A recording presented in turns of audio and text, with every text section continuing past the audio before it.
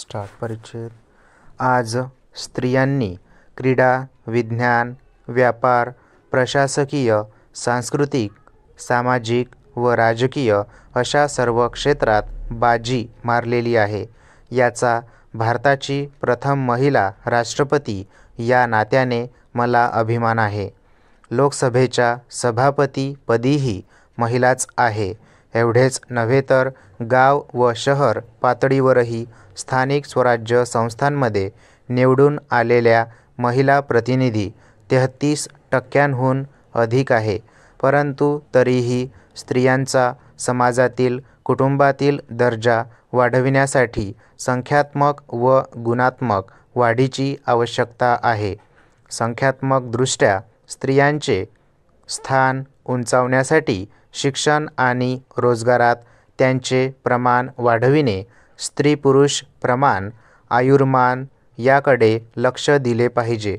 स्त्रियांचे आरोग्याकडे फार दुर्लक्ष असते।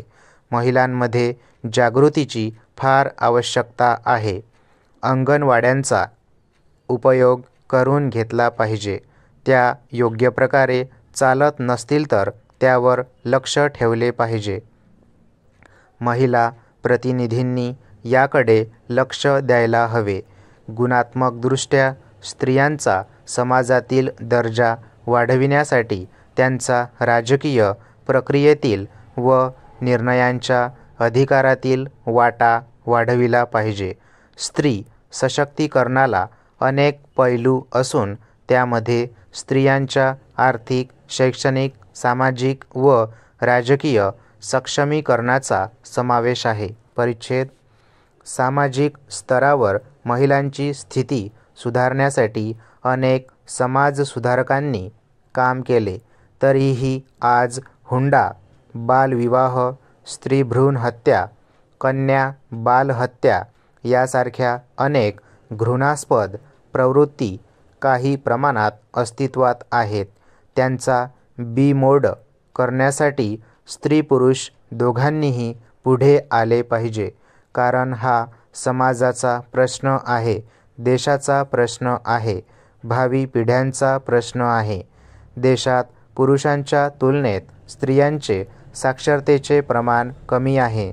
स्त्री-पुरुष समानतेसाठी आपणास स्त्रियांच्या शिक्षणावर भर दिला पाहिजे।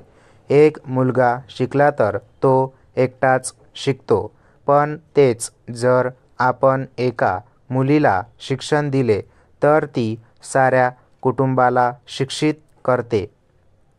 समाजाने स्त्री-पुरुष समानतेची भूमिका स्वीकारली पाहिजे।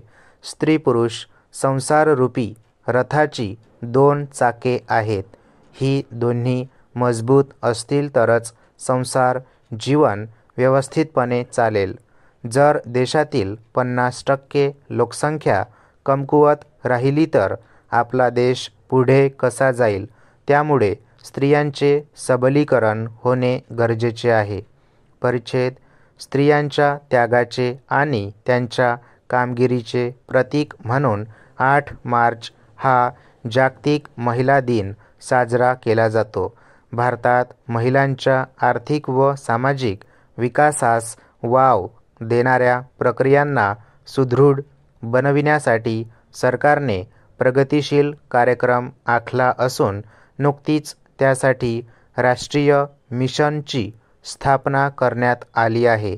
विकास ही एक मोठी सामूहिक जबाबदारी आहे। त्यामुळे सरकार, सेवाभावी संस्था आणि स्थानिक समुदायांनी एकत्र येऊन काम केले पाहिजे। बचत गट ही एक व्यापक चळवळ बनली आहे। याद्वारे ग्रामीण व शहरी भागातील महिला एकत्र येऊन आपल्या कुटुंबाचे राहणीमान उंचावण्यासाठी प्रयत्नशील असून त्याद्वारे महिला आर्थिक विकासास प्रेरणा मिळाली आहे। स्टॉप।